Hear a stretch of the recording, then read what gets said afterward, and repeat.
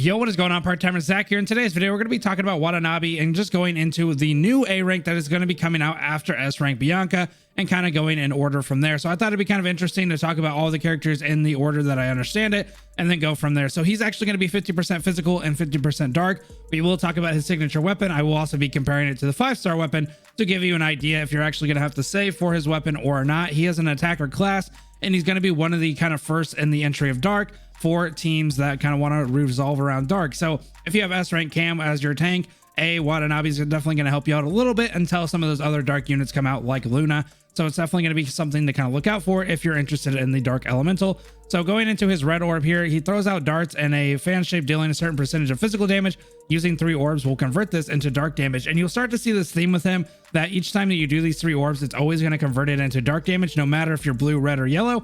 It's just the idea that the skill set kind of changes depending on it. So it's kind of cool that you get an idea of, okay, if I need to do physical damage, I can do it, or I can convert 3 of the orbs and do dark damage if I need to do that as well. So jumping into his blue orb, he actually teleports behind the enemy, stabs, deals a certain percentage of physical damage, and again, if you use that as a 3 orb, he can actually convert that into dark damage, which I find just really cool and versatile when it goes into his kit. This other one is spins in the air, slashing his target. Each hit deals a certain percentage of physical damage.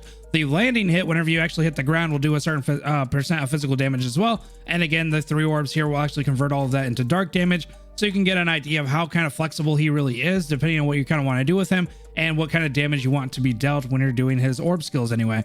His basic attack here slashes at a target, dealing a certain percentage of physical damage. After your dodge, you eliminate the red ball signal and then deal a normal attacks can trigger chase, causing a certain percentage of damage as well. So you can see that once you go into his dodge, you actually get kind of a different mechanic to it, and you actually go into something like chase and being able to do a little bit more damage. So you get a little bit of an idea of what basic attacks mean and why it's kind of important to do certain things. Now, I will like to kind of test this out a little bit, so I'm going to try to find gameplay of this, but I would like to kind of test it out exactly to see how it works. But honestly, I think it's kind of cool that you can do this kind of chase thing and do a little bit more damage. It gives you a little bit of a versatility to your basic attack and not just something that you're just mashing a lot of times. You actually have to consider dodging and stuff like that. So his ultimate skill here is actually going to be him turning into a shadow, stomps the ground, each stomps dealing a certain percent of dark damage.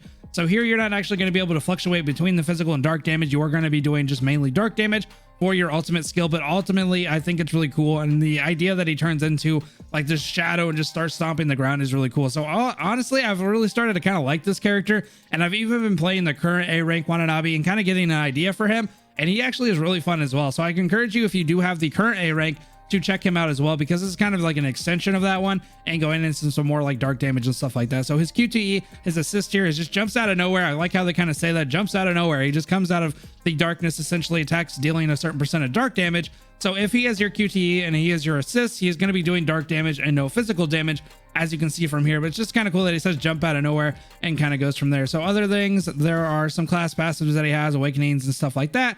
But his core passive here, so upon using 3 orbs, then using a red orb, Watanabe turns into a shadow, slashes multiple times, each slash dealing a certain percent of dark damage. Watanabe's normal attacks deal a certain percentage of dark damage. Chase deals a certain percentage of dark damage as well. So you can see that you start to have a lot of flexibility, especially whenever you're using 3-ping orbs and going into red orbs. You start to be able to do a lot of dark damage, and just give you a little bit of an idea of how versatile he really is when it comes to being physical and dark at the same time. You can definitely kind of swap off when you can and kind of go from there. So I really think it's kind of interesting and something that I can't wait to kind of get my hands on and play for myself. As a leader skill here, dark damage is increased by 10%, attack power is increased by 5%. So again, he's going to be kind of one of those leaders that at the beginning he's gonna be kind of good, but he will fall off to somebody like Luna down the line. But he's definitely a good leader for a team when you're first kind of getting started with S rank Cam and stuff like that. So honestly, I feel like he's really cool, and he has a lot of cool aspects to him. Here's some of his passives. So targets hit by the blue orb will take 10% more damage for 4 seconds. Targets hit by red orb will take another 10% more damage for 4 seconds, and then activating core will increase dark damage by 20%. The other part of this is his weapons, is his memories. I would like to talk about his memories real quick, mainly because I have the actual store open here. So we're going to be looking for a Darwin here. It definitely looks like 2 slots there for our Darwin. A lot of you probably will have Darwin when it comes to just maybe having extras for alpha and stuff like that. It is kind of something to kind of work towards, obviously, but you're going to be looking for this lady right here, and she's definitely going to help you out quite a bit when it comes to like her 2 set anywhere.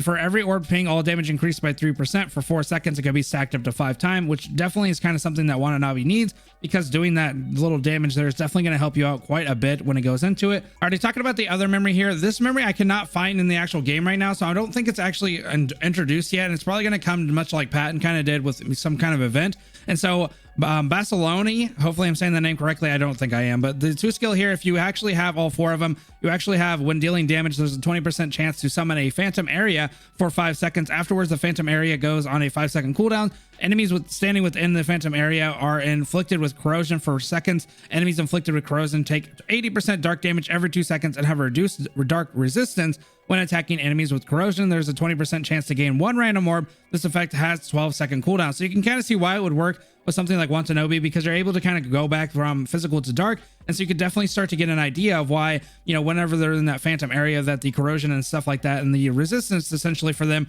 is down a little bit, so you're able to definitely jump in there and do quite a bit of damage. So this is going to be kind of your 4 ping, and then Darwin's going to be that 2 slot there, and then going into a signature weapon. So I kind of want to just talk about both of these, mainly because I don't necessarily think that it's that important for an A rank to actually have their signature weapon. So Sesame, so hopefully I'm saying that name correctly, is actually at 463 damage with a 249 crit. From what a lot of people are telling me in the comments, each 100 is 3%, so we're looking at about 6.5% crit there.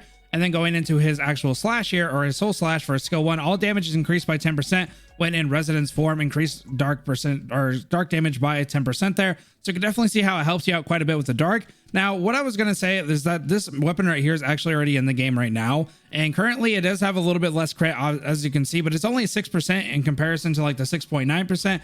And the damage is falling off a little bit at the 372 there, but actually it's kind of cool for the first skill here. So after 3 consecutive orbs here, after 3 consecutive orb combo, 15% increase to all damage for 5 seconds. So honestly, I think the 5-star would actually kind of work with A rank Watanabe, because it's kind of helping out with the 3 stack, because you're using 3 stacks quite a bit. So honestly, when it comes to like his signature weapon for this A rank anyway, I really don't think that it would be kind of worth it, in my opinion, to kind of go for it. And overall, just concluding the whole entire thing here, I just want to say that all A ranks are kind of one of those things where you don't necessarily want to roll specifically for an A rank. In my humble opinion, I just kind of think that you will kind of get them as you progress through the S ranks and kind of rolling for S ranks. That's just kind of my opinion. As you know, whenever you go into like stuff like this for the pity, whenever you're jumping into like the main game, you can see that the pity is definitely a lot lower when it comes to A ranks here, because you're guaranteed 1 every 10 attempts. And what I was kind of just getting at essentially is, if I'm going for somebody like Alpha or S Bianco or S Luna eventually, I would kind of just want to naturally get the A rank essentially. I don't know if I really would want to go in here and spend 10 attempts to get the A rank. It's definitely up to you guys and how you kind of want to see it. But honestly, I feel like you'd kind of just get the unit just by playing the game normally and going for your S ranks. And I would be something that I would kind of rather use my BC on, instead of using it like in between banners and stuff like that. So that's just kind of my general recommendation when it comes to A ranks. I will be covering other A ranks just because I think they're cool. And I think it's kind of a cool thing to have more and more units as you kind of go into different teams like Dark and Lightning and Ice and stuff like that. It definitely gets a little bit more fleshed out. But anyway, hopefully you guys enjoyed the video. Give it a thumbs up if you did. And I will see you in the next one. Have a good rest of your night, guys. Peace.